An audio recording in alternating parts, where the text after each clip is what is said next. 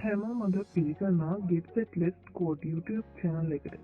අපි අද වීඩියෝ එකෙන් කතා කරන්නේ Microsoft Excel වලින් barcode එකක් හදන්නේ කොහොමද කියලා. එහෙනම් අපි යමු වීඩියෝ එකට.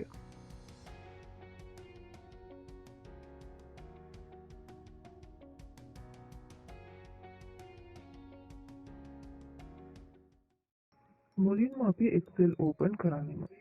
මම font size එක 16ට look කරගන්නවා පැහැදිලිව පේන්න නිසා.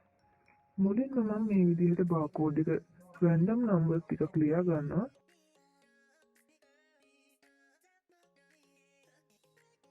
ඊට පස්සේ මේ විදිහට formula එක ලියාගෙන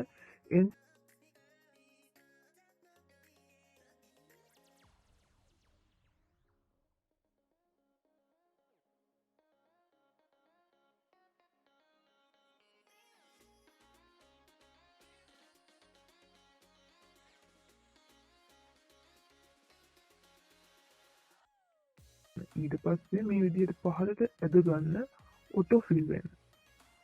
දැන් අපි ඒ equation එක select කරගෙන ඒක code 39 කියන font එකට convert කරගමු.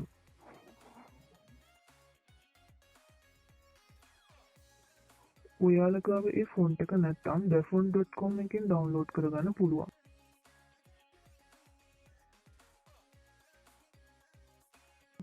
හරි, ඒ විදිහට අපි convert කරගත්තම අපිට barcode එක මේ විදිහට බලා ගන්න පුළුවන්.